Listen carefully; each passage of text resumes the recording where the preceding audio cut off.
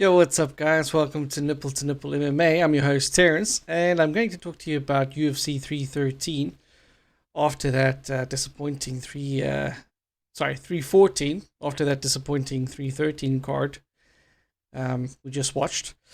I'm not going to go through all the fights. I'm going to go through some of the interesting fights. I'm not going to go through the women's fights. After the UFC 313. Disappointing to watch that. Any case, so let's start. And I'm going to start with the lightweight bout between Jim Miller from the US versus Chase Hooper, also from the United States.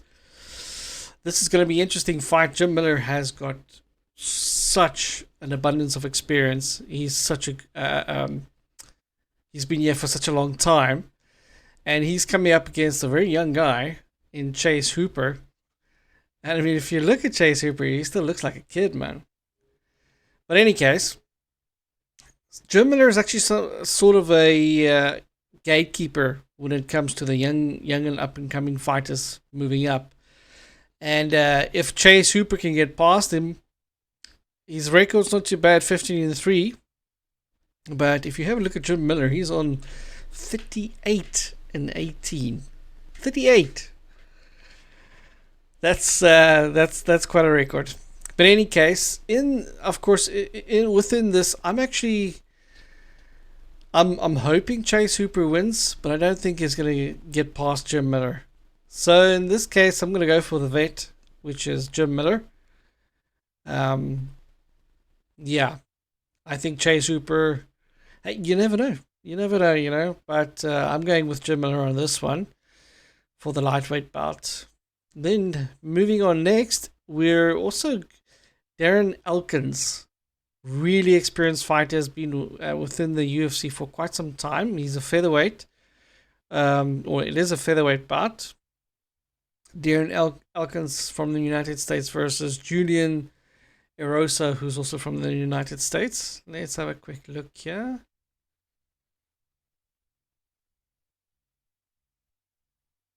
So as you can see, Darren Elkins, 29-11, but Julian Erosa has been he's been around for quite some time as well. He's on 30-12.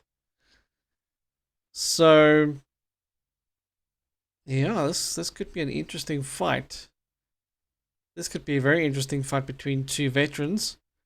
I'm gonna go with Darren Elkins. This is a tough motherfucker. He's tough to beat. He keeps coming forward. He doesn't stand back for anyone, and he makes it a brawl.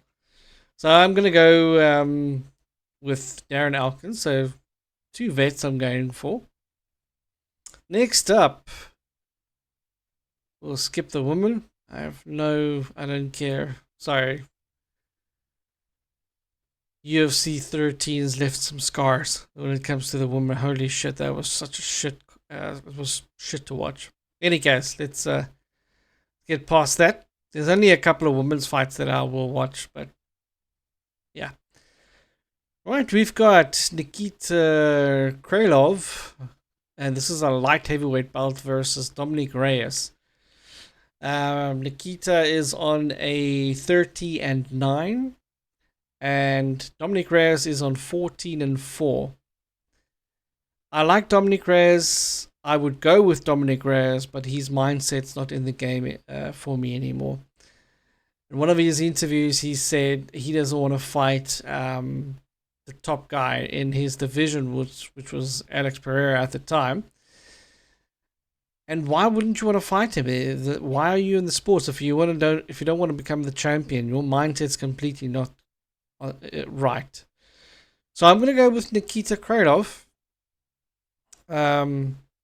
On this one. Yeah, not really much to say. It's probably going to be a stand and bang kind of match. Like I said, I don't dislike Dominick Reyes. I like him, but his mindset is not where it's supposed to be. Then next, Dan Ige. I like this guy. This guy's a fucking brawler as well, and this guy will take short notice fights and he'll come in. He's fighting. This is a featherweight bout. He's fighting against Sean Woodson. Now,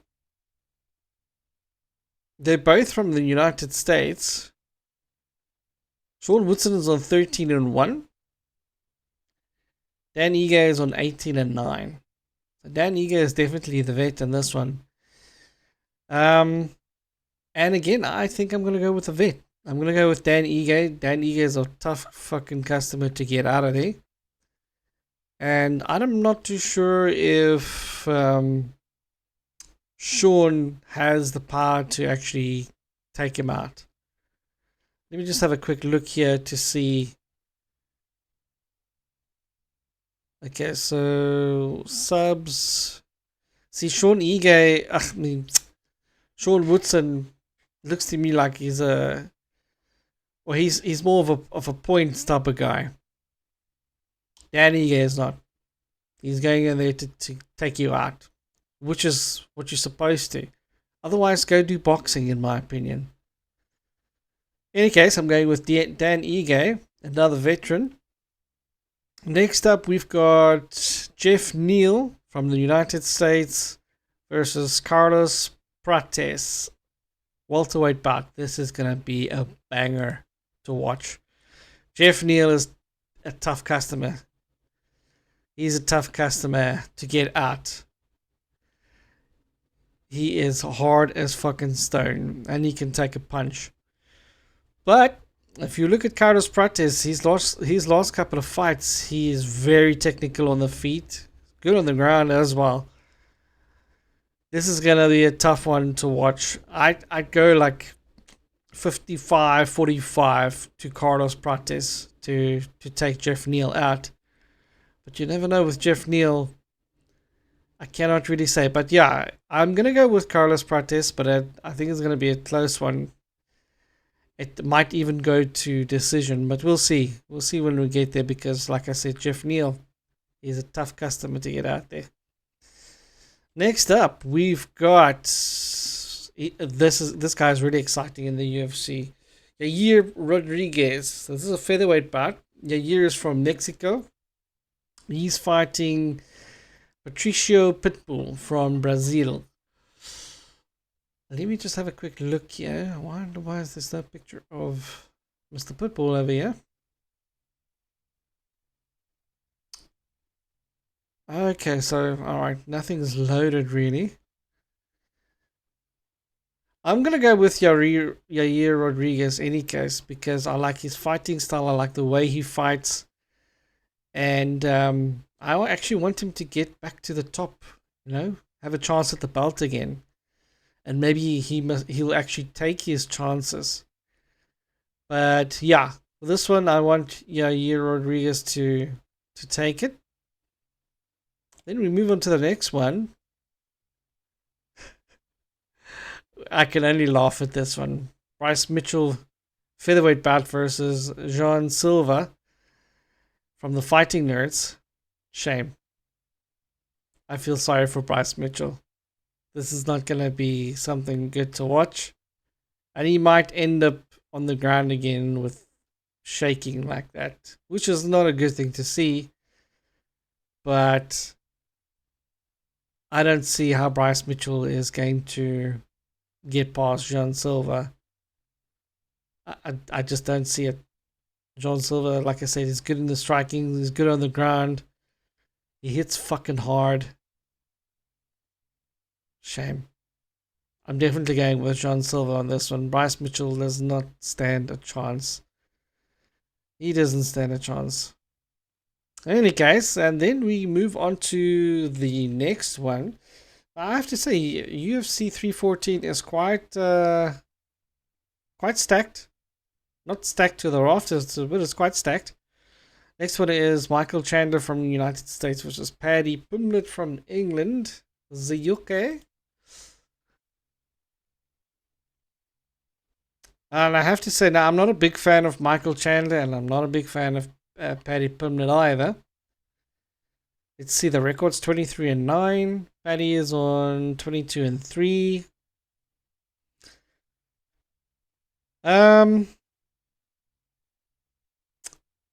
I don't like any of these fighters, but I'm gonna go with Paddy Pimblett.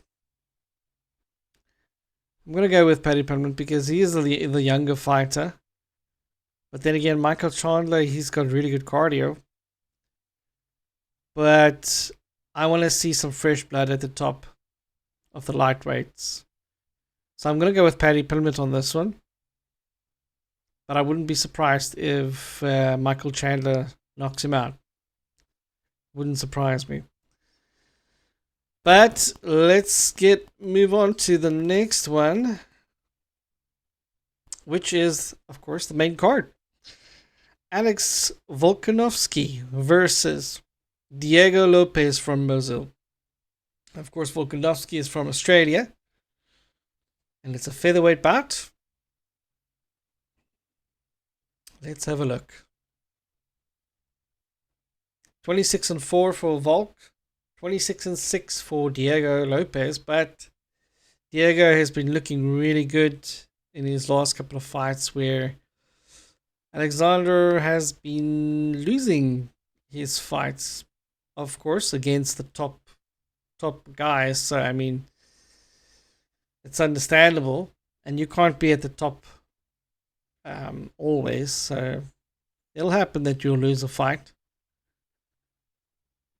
But I'm hoping, that Alex, that he doesn't get knocked out, though.